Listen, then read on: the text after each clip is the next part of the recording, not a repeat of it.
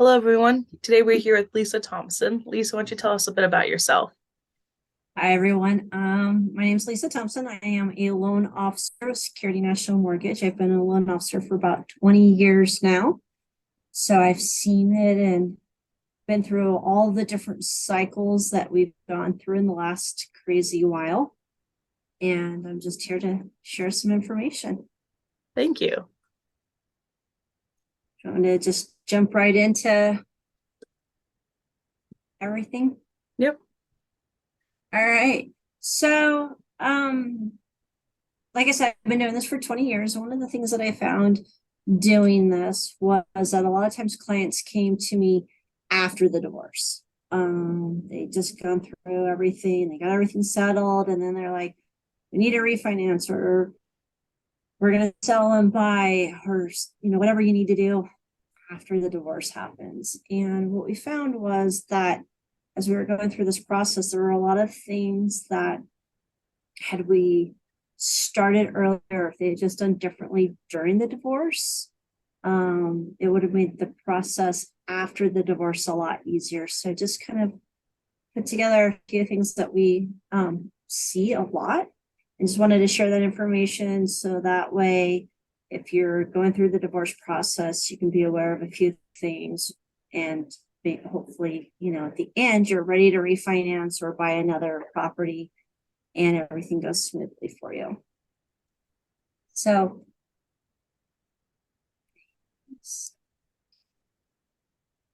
the first thing is to kind of figure out, what are your goals? What do you want? Do you want to stay in the house that you're currently in and buy your partner out? Do you want to have a new home so you can just kind of have a fresh start and everything new? Or are you like, I just kind of maybe wanted to take a step back and rent for a little while and then buy, a year or two down the road? Basically, that's kind of the first place to begin, is to really kind of know what it is that you want. And then come and meet with me so we can go over, or with a loan officer, so we can go over prices and payments and what that will look like for you. What does the payment of staying in your current home look like after the divorce, or what would a new home payment be, and what could you afford? And during that meeting, obviously, we'll go over credit, debt, and income to just make sure that you're ready and prepared and what you qualify for in that purchase or in that refinance. A lot of times people with the income are worried about whether or not they can qualify, because especially if you're a stay-at-home mom, what does that look like if you have to enter into the job market, or if you're going from part-time to full-time, or changing jobs, or any of those kinds of things. Or income, if you're re-entering the workforce, can be counted as little as 6 months. So it's not as a big of a process. A lot of people I hear are like, oh, I don't have to be employed for 2 years before I can buy a house. If you've had previous employment, we can get you qualified in as little as 6 months. And then alimony and child support, we can also start using as income in as little as 3 months. So there's a lot of options to get income so that you can buy a house. And then child support, that's a big one in a divorce. Child support also can be counted as little as 3 months if we do a few things. So it's really another reason why it's good to plan, so that we can start counting that child support as soon as possible.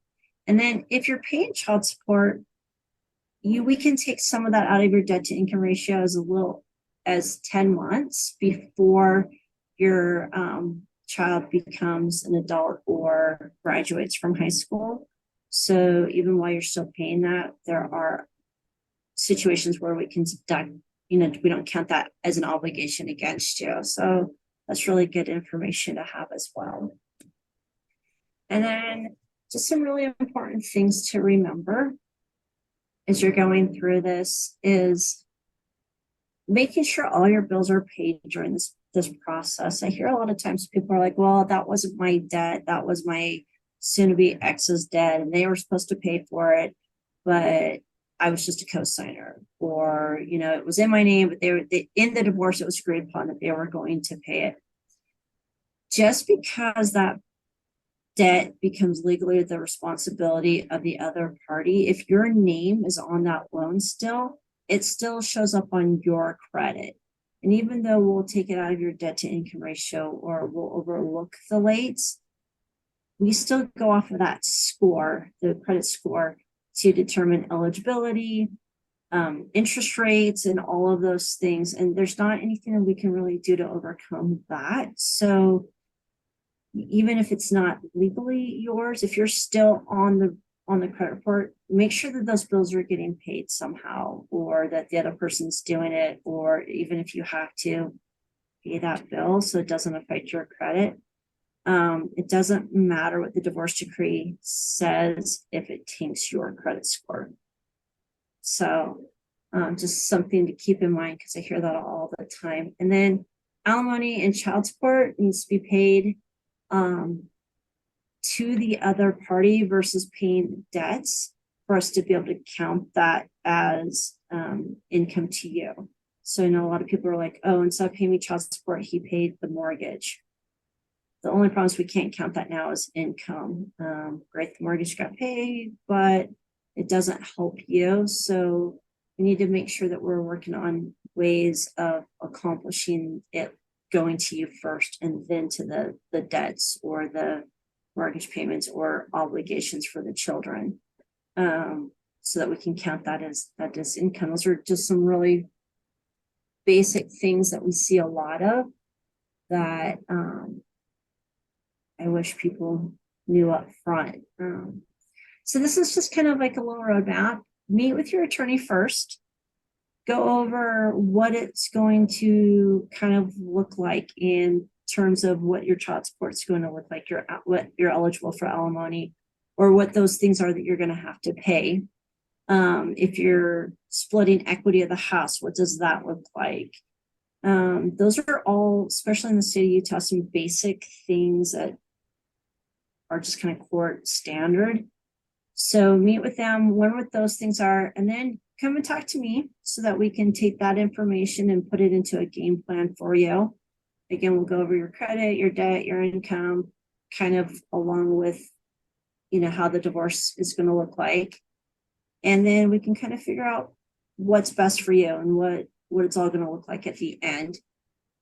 And then you can go back to your attorney, work on the negotiations with your divorce. And then just remember, anytime during that process, number 4 there, you can call me and be like, hey, if I take less money here, but do something over here, how will that affect me, and what will that look like? And I'm more than happy to run any scenarios or give any advice during this process, so that when we get to number 5 of the divorce being finalized, we have a good idea of how that's going to affect you moving forward with your new plans to start on the refinance and the new purchase. So there aren't as many surprises at the end for you to be worried about. And then number 7, close on your new home or your existing home and move on with getting started with your new fresh start in your new life. Any questions? You're telling everything so perfectly. I have no questions for you. So it makes a lot of sense. Yeah, I just, like I said, from doing this from experience, there were a lot of hard, conversations that I had to have with people of, I'm so sorry that you thought your payment was going to be $1,500, but it's really going to be $2,300. And, you thought that you were putting everything in line, but we can't use any of that. And so now we have to start over fresh, or, they missed a payment and that taints your credit, or just any of the other questions and things that happen at the end. And I would rather help. I can always help and steer at the very beginning, but at the end, there's not much that I can do at that point to help. So just try to avoid some of those things. And they can avoid those things by meeting you earlier in the process. Exactly. And then, yeah, just make a game plan. And like I said, too, I don't mind calls throughout the process. I'd much rather somebody call me and just be like, hey, what would this look like? Or what would happen with this? So that I can give them advice, or I can kind of tell them like, do it this way instead. So at the end, we have really a positive outcome. Okay. Instead of more tears. Yeah. Anything else?